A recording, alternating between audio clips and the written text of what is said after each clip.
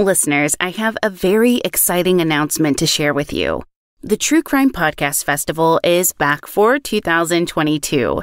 The festival gives listeners the opportunity to mix and mingle with some of their favorite true crime and now paranormal podcasts. Who knows, you may even find a new one. The festival is being held in Dallas, Texas from August 26th through the 28th. The Good Pods app is a great way to follow the shows and even listen to a curated playlist of their most talked about episodes. Right now, we still have some early bird tickets available, so you can head to truecrimepodcastfestival.com to buy your tickets. I'm going to put the link in the show notes for you, so don't worry. I'll also provide a link to the Good Pods app because it honestly is the best way to listen to podcasts. If you want more of me and more true crime topics in your life, download the Spotify Green Room app today. Every Tuesday at 6 p.m. Central, I host a show called True Crime Convos. I talk about pretty much anything related to true crime. If you have a case suggestion, feel free to let me know what it is, and I'll see you on the Spotify Green Room app. Have you ever been listening to the show and think to yourself, wow, I really wish I could just subscribe to their ad-free content, but there's so many apps involved to do that? Well, Apple Podcast has made it possible for you to subscribe to the show and get the ad-free content straight through the app. So we've made it available to all of our listeners on Apple Podcasts. So if you're interested in ad-free content, you can subscribe starting today. Explicit content is found in this episode, so listener discretion is advised. Welcome back to the True Crime Fan Club podcast. I'm your host, Lainey. Although true crime has experienced a huge renaissance over the last several years, movies based on true crimes have been popular for decades. In the 1930s, many movies were made based on prominent gangsters of the time, such as Al Capone and Ma Barker. However, in the mid-30s, when the Hays Code was enforced, much of the drama was watered down. It wasn't until the 1960s that violence became prevalent on the screen, and well-known movies based on true crime were made, such as In Cold Blood and Bonnie and Clyde. Of course, in the 1970s and 1980s, made-for-TV movies based on true stories became popular. Movies typically take some liberties about the crimes and often have to leave out important details to avoid a movie that's several hours long. Okay, on to the show.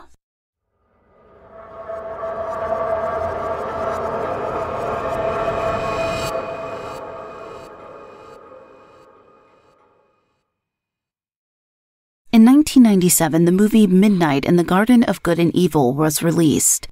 The events of the movie and the murder it was based on took place in Savannah, Georgia. Savannah is a character in and of itself, who wears its languid days and Spanish moss-embossed trees like a painted lady, wears its beautiful gingerbread and vibrant colors. If you watch the movie Midnight in the Garden of Good and Evil, you know there are many unique and eccentric people who live or lived in Savannah. This isn't necessarily specific to Savannah or even the South, but these individuals have been immortalized in book and film for the entire world to see. Some of the Savannah natives were not pleased at their portrayal, but that happens quite a bit. The movie itself was actually considered a flop, performing poorly at the box office and with critics. The book is a nonfiction novel. That is, certain artistic liberties were taken to make the book flow better, in a more linear fashion. In an author's note at the end of the book, John Byrd says, "All the characters in this book are real, but it bears mentioning that I have used pseudonyms for a number of them in order to protect their privacy. Though this is a work of nonfiction, I have taken certain storytelling liberties, particularly having to do with the timing of events. Where the narrative strays from strict nonfiction, my intention has been to remain faithful to the characters and to the essential drift of events as they really happened." For instance, in the book and movie, the author meets a suspect before the murder occurs, but in reality, John Byrd did not meet Jim Williams until after he had been on trial for murder. The movie is centered on Jim Williams, wealthy antique dealer, and his criminal woes after he shoots his assistant in self-defense, Billy Hansen, in the movie, but in real life, Danny Hansford. Jim Williams was a well-known restorationist and antiques dealer moving in the elite Savannah social circles. He had moved to Savannah in 1955 and started restoring the older homes in the area, including the famous Mercer home he was living in at the time of the murder. The Mercer Williams home, as it is now known, dates back to the 1860s. General Hugh Mercer, the great-grandfather of the musician Johnny Mercer, began construction on the home in 1860, but construction halted when the American Civil War began. The home was eventually completed in 1866, but not by General Mercer. Jim Williams purchased the home in 1969 after it had been vacant for a while. For the next 2 years, Jim carefully restored the home, one of the more than 50 he restored in Savannah and the Low County during his 30-year career. On May 2, 1981, at 2:58 a.m., a call was placed to the Savannah Police Department by Jim Williams. He advised Officer Slaughter he had been involved in a shooting and requested police. Before he called the police, Jim had called a friend of his and said, "I just had to shoot Danny." The court records did not identify his friend, but John Barrett said it was Jim's former employee, Joe Goodman. Jim then called his attorney. The attorney, Joe, and Corporal Michael Anderson all arrived at Jim's home at the same time. When Corporal Anderson entered the home, he found Danny Hansford lying face down in the study, with his right arm stretched above his head and a pistol loosely held in his hand. Corporal Anderson checked for Danny's pulse in his right arm without moving his arm. Detectives soon arrived on the scene and began assessing the crime scene. Detective Ragland found smears of blood on Danny's right wrist and the hands wrapped loosely around the pistol. Danny had been shot 3 times, once in the back, chest, and above the right ear. There were bullet holes in the floor that matched the wounds in the victim's back. There was another hole around the head, but the victim's head was facing to the left rather than the right. There was also a chair by Danny's legs, and one leg of the chair was on Danny's pant leg. There were damaged papers on Jim's desk, indicating that a bullet had gone through them. Paper fragments were laying on top of the gun Jim fired. Gunpowder residue test on Danny did not pick up any gunpowder. Jim said Danny had gone crazy and threw Jim against a door, left the room, toppled the grandfather clock in the hall, and came back into the study with a gun, threatening to shoot Jim Williams. The infamous line that Danny allegedly said was, "I'm leaving tomorrow, but you're leaving tonight." Jim and Corporal Anderson both recalled an event that took place a month earlier when Danny had flown into a rage, broken furniture, and shot a hole in the floor. In his report, the corporal apparently said there was a fresh bullet hole in the floor, but during Jim Williams's first trial, Corporal Anderson testified that they could not determine if the bullet hole in the floor on April 3rd was fresh or not. Danny Hansford had been living with Jim Williams for 2 years as a companion and something of a nurse because Jim suffered from various illnesses. Jim also said he was determined to help Danny because Danny was suicidal, drank too much, and took drugs regularly.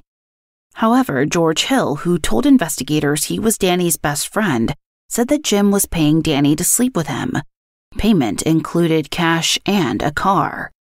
George also said he knew Danny and Jim had fought not long before Danny died, because Danny had started dating a girl. Other individuals also said Jim had admitted to them that he was in a sexual relationship with Danny. On February 2nd, 1982, the jury found Jim Williams guilty of murder for shooting Danny Hansford. Newly elected District Attorney Spencer Lawton celebrated his first murder conviction with the reading of the verdict. By February 7th, 1982, Jim Williams was free on a $200,000 appeal bond. On Wednesday, January 5th, 1983, Jim Williams's conviction was overturned by the Georgia Supreme Court. The Supreme Court ruled the prosecution failed to turn over information to the defense before the trial began. The information was the full police report for the prior shooting in April 1981. At Jim's second trial, his defense attorney argued that responding officers moved items and evidence in Jim's study on the night of the murder. The second jury consisted of 6 men and 6 women. Jim was found guilty of murder a second time. The defense began arguing for a third trial because they had new evidence, namely new witnesses who had sworn affidavits that Danny Hansford was violent, unpredictable, and scheming. Two of the men said Danny had approached them to sleep with Jim so he could rob him. Others said Danny carried a .38 caliber revolver and bragged about ripping off Jim. Once again, the guilty verdict was overturned. The Supreme Court ruled that testimony by the responding detective could not be considered expert testimony, since the opinion did not involve complex subject matter. Additionally, they ruled the prosecutor's closing argument was improper. The third trial began in May 1987 with a jury of 3 men and 9 women. This time, a mistrial was called because the jury could not agree to the verdict. The issue at this trial was an emergency room record which was ambiguously notated with the bagged hands.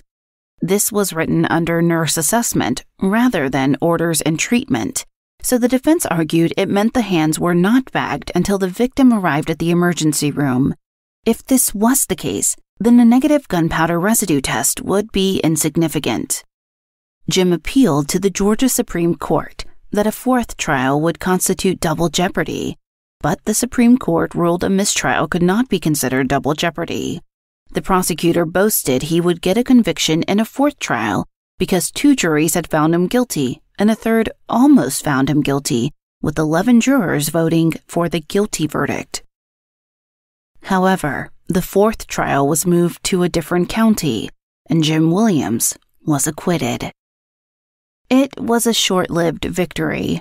On Sunday, January 14, 1990, less than 5 months after his acquittal, Jim Williams was found dead in his study. Many say he was laying just a few feet from where Danny Hansford had fallen in 1981. His death was apparently of natural causes, potentially pneumonia. As a result of the 2 untimely deaths in the Mercer Williams home, particularly the violent demise of Danny Hansford, local legend has it that the house is now haunted.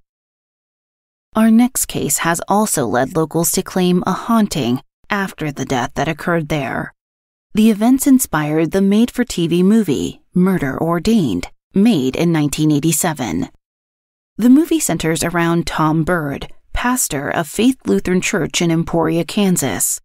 Tom was married to Sandra Byrd, and the couple had 3 small children. Tom and Sandy had arrived in Arkansas in 1982. Tom was sent to create a new congregation for an existing church, the Missouri Synod. Tom was the son of a preacher and held graduate degrees in divinity and sacred theology. Sandra had a graduate degree in mathematics, taught at Emporia State University, and was working on another graduate degree in computer math. Within a year, Tom had a new congregation full of young families and a brick church. However, despite this, tragedy was set to befall the young family. The events of Sandy Byrd's last night were sketchy, as Tom Byrd was inconsistent in his statements to his friends and law enforcement. The couple apparently celebrated a work promotion Sandy had achieved. Tom told friends Sandy had brought hamburgers by the church around 7 p.m. and they ate. Afterwards, Sandy changed clothes and went to see a movie. Around 9:30 p.m. after the movie, they stopped by the house where Sandy grabbed a bottle of wine and a bottle of bourbon. They went back to the church and had a drink, and then went to a private club and had 2 more drinks. They went back to the church at 10:45 p.m., and Sandra dropped Tom off, saying she was going to the university to work. Half an hour later, Tom went for a 2.6-mile jog and waited for Sandy, who said she would be back in about 45 minutes to an hour. When she didn't return, Reverend Byrd drove to the university to see if he could find her. He did not see her car, so returned home and began calling around to try and find her. His calls included their babysitter, the hospital, and the local police and sheriff's department. On the morning of July 17, 1983, a partially submerged car and a floating body were found by hikers along the Cottonwood River near the Rocky Ford Bridge outside of Emporia. The car belonged to Tom and Sandy Byrd, and the body was that of Sandy. When Sandy was found the next morning, Tom Byrd asked deputies. What was she doing out there? We never go out there. Then, oddly, where is it? An autopsy was conducted by Dr. Juan Gabriel, who determined the injuries were consistent with a serious automobile accident. However, officers who responded to the accident investigated the area, and they could see no signs the vehicle had been out of control, had slid, or even made any braking actions before going down the embankment. There were also bloodstains on the bridge and on the trees below, which were not in the path of the vehicle as it went down. Despite that, her death was ruled an accident. However, one Kansas State Trooper, John Rule, was not certain it was an accident. He had spent quite a bit of time studying the scene that morning and was perplexed at the lack of skid marks. Additionally confusing was the lack of water in her lungs, although she was found face down in the water. And although they had little to go on, John continued digging into the case. Sandy's blood alcohol level did not match Tom's statement that they had several drinks that night. There was just a trace of alcohol in her system. John spoke with Sandy's friends and found out something interesting. Sandy always wore her seatbelt. However, despite all the inconsistencies, the doctor who conducted the autopsy said her injuries were consistent with a car wreck, so John's investigative work went nowhere. 4 months later, whispers around town began pointing a finger at the minister when Lorna Anderson's husband was gunned down on K-177 highway. On Friday, November 6, 1983, on the 2-lane highway south of Manhattan, Kansas, Marty Anderson was shot 3 times in the head. Martin was 34 years old and worked as a hospital technician. He was shot just yards away from his wife, Lorna, and their 4 young children. Lorna leaned heavily on Reverend Byrd to speak to the press for her. Reverend Byrd said Lorna had told him they were on the way home after spending the afternoon in Fort Riley and Manhattan, when Lorna felt sick and pulled off the road. She walked to the ditch and threw up, then dropped her car keys and had to ask Marty to come help her find them. As they searched the grass in the dark, someone in a dark ski mask came from nowhere. The stranger seemed to go crazy when he saw Martin, and subsequently shot Marty several times.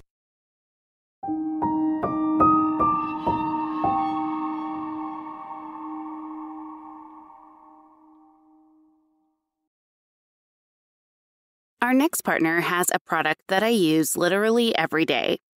I started taking Athletic Greens AG1 because I wanted to improve my gut health and also increase my energy. Now, I absolutely love it because I hate taking a dozen pills and vitamins and supplements. So now I've been on AG1 for about a month and a half now, and I love it, honestly. It doesn't taste like anything super healthy. It feels like I'm drinking a vanilla shake every morning, which is really great. So you're probably wondering, okay, what is this stuff? Now, with 1 delicious scoop of AG1, you're absorbing 75 high-quality vitamins, minerals, whole food source superfoods, probiotics, and adaptogens. Now, these help you start your day off right, and this special blend of ingredients supports your gut health, your nervous system, your immune system, your energy, recovery, focus, and aging, literally all of the things. AG1 is lifestyle friendly, so whether you eat keto, paleo, vegan, dairy-free, or gluten-free, you can have this because it doesn't have any of the ingredients that go against any particular diet.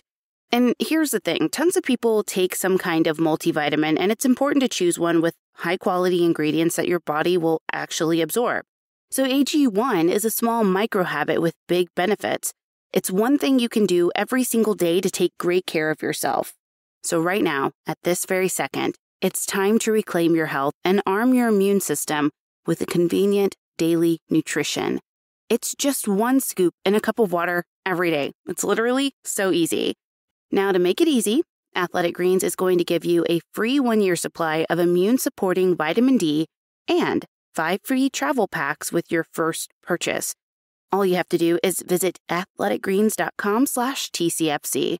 Again, that's athleticgreens.com/TCFC to take ownership over your health and pick up the ultimate daily nutritional insurance.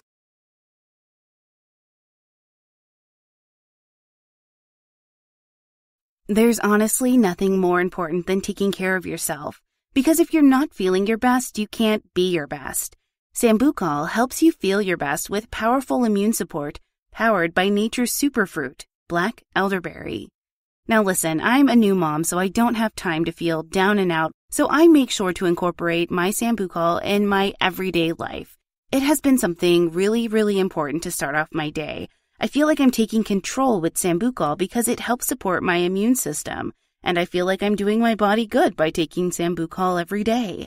It has a great taste. I honestly love the gummies the best, so sometimes I feel like starting off my day with a nice warm cup of water, and I'll actually use the Sambucol drink powder in there, and it tastes so good. It's really, really refreshing and makes me feel like it's an easy thing to incorporate into my wellness routine. Best of all, Sambucol is a trusted brand. It's the original black elderberry and was developed by a virologist, so I know I'm getting a great quality product. And you can too. Get 15% off your next order of $9.99 or more at SambucolUSA.com. Use FAN15 for 15% off. That's SambucolUSA.com. Use FAN15 for 15% off. SambucolUSA.com. Use FAN15 for 15% off.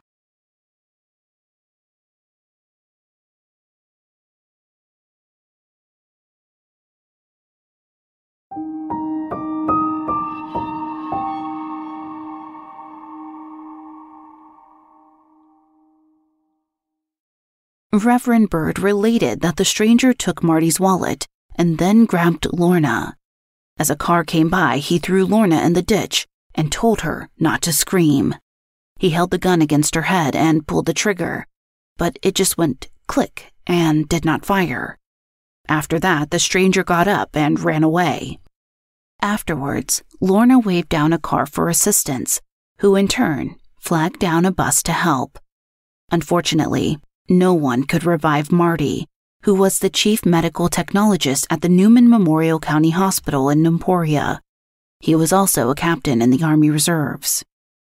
Reverend Byrd also informed everyone the Andersons' 8-year-old daughter had seen the entire thing, but she actually only saw her dad talking to a man, and then sparks fly.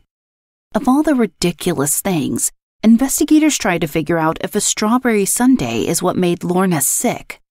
Tom Byrd officiated not only his wife's funeral, but Marty Anderson's.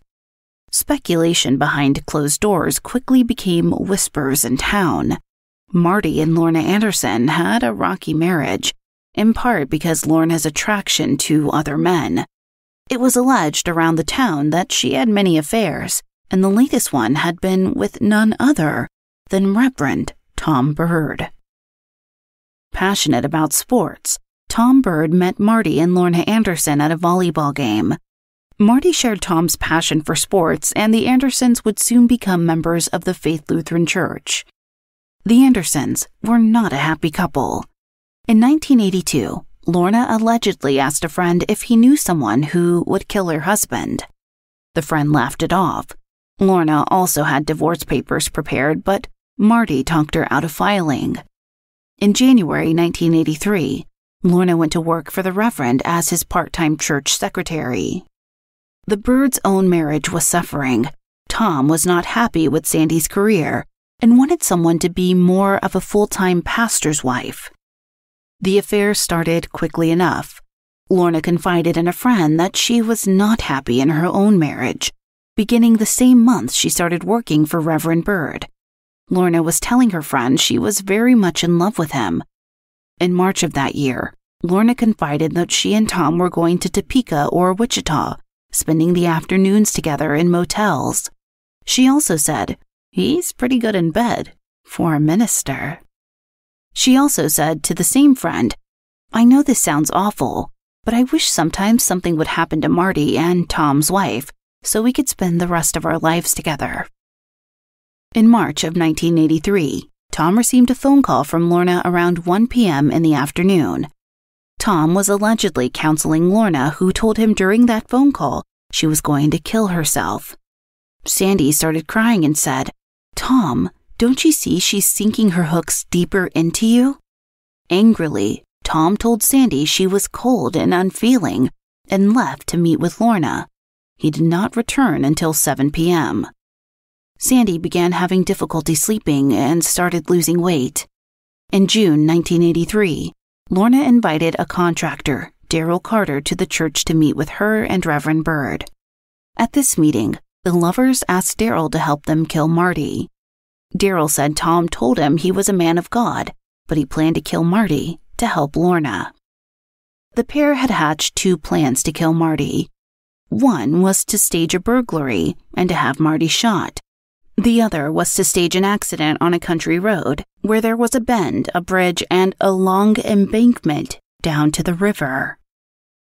In July, Sandy spoke with her mother and said she was resigned about her domestic issues with Tom. She told her mother that she was right with God and it was Tom's place to get himself right with God. Shortly after this, Sandy was offered more classes to teach in the fall at the university. Sadly, she would not live to see the fall term. After Marty's death, investigators began connecting the dots for the 2 deaths. However, they still had little to go on with Sandy's death based on the autopsy. Investigators discovered Marty had a $300,000 life insurance policy. In February 1985, Lorna Anderson was arrested for solicitation to commit murder, and 3 months later, they arrested Tom Byrd on the same charge. Lorna was originally charged in the wrong county, but then charged properly in Lyon County. In August 1984, Tom Byrd had been convicted of criminal solicitation and sentenced to 2.5 to 7 years. In October 1984, as a result of Tom Byrd's conviction, Sandy's body was exhumed and a second autopsy conducted by Dr. William Eckert, a certified forensic pathologist. Dr. Eckert noted additional injuries beyond those noted in the first autopsy. The left shoulder was fractured, and there was a laceration on the top of her head, which indicated severe blunt force trauma or impact.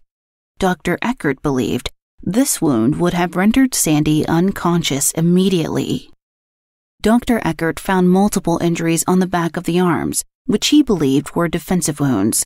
He also thought these wounds were caused by a tree branch, a baseball bat, or a tire iron. Most notably, Dr. Eckert found no injuries that could have been created by Sandy's ejection from a vehicle.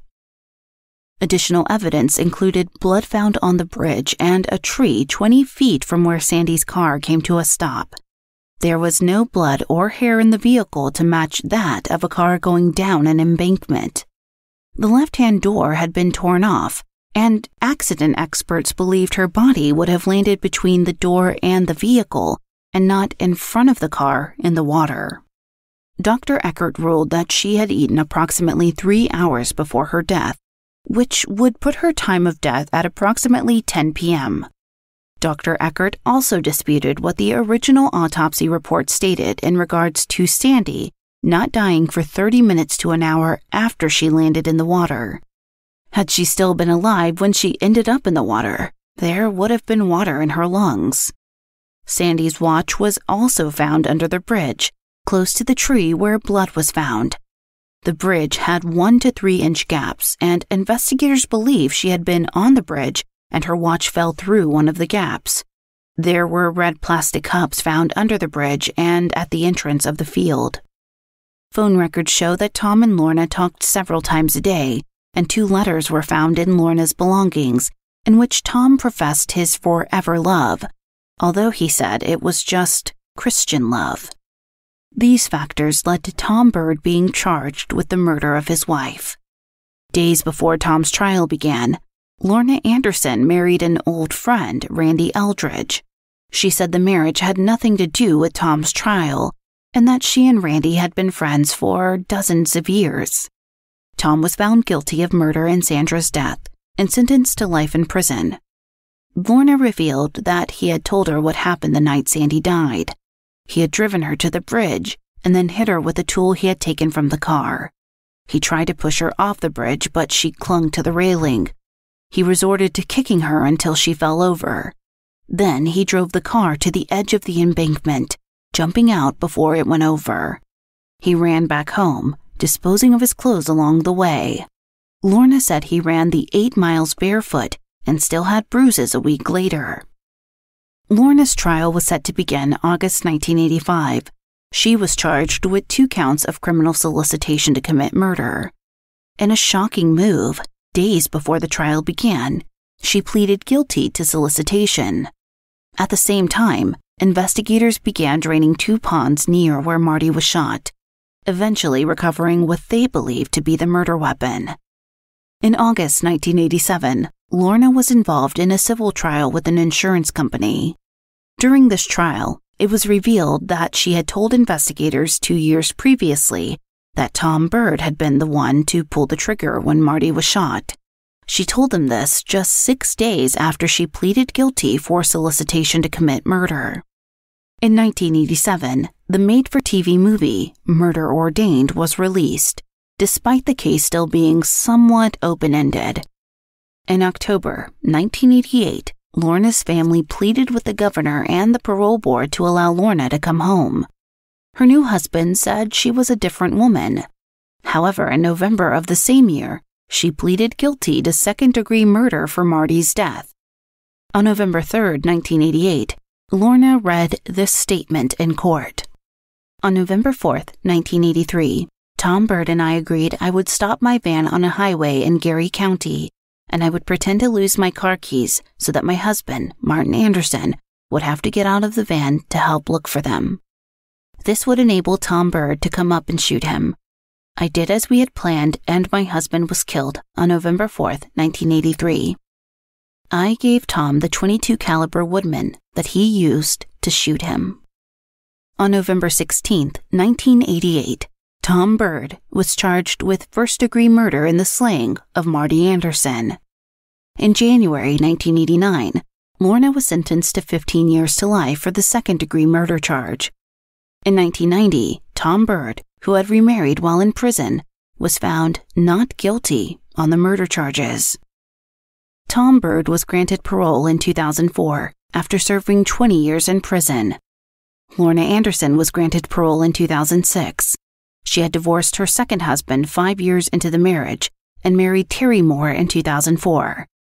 As of 2017, she's had 12 grandchildren and was the CEO of Interfaith Housing Services. It's difficult to say what Tom Byrd is doing after his release. In prison, he had remained active in his ministry. The bridge where Sandy died is now called Byrd Bridge, and locals claim screams can be heard late at night, and footsteps can be heard across the bridge. Okay, fan club members, as I conclude this episode, my one question to you is, how will you sleep tonight? Thank you for listening. If you enjoyed this episode, please leave a positive review and rating on Apple Podcast or your podcast player of choice. It really does help. You can find us on most social media platforms, Twitter @TCFCPod, Facebook.com/TCFCPodcast, Instagram @TrueCrimeFanClubPod, and of course our website is TrueCrimeFanClub.com. If you have an episode request, send us an email, tcfcpod@gmail.com. This episode was researched and written by Susie St. John, content editing by Brittany Martinez, produced by the best in the business, Neeks at We Talk of Dreams, who also has an amazing podcast out called Connections that I have the honor of voicing a role for. Check it out wherever you listen to podcasts, or follow him at We Talk of Dreams on Twitter, or go to his website, wetalkofdreams.com.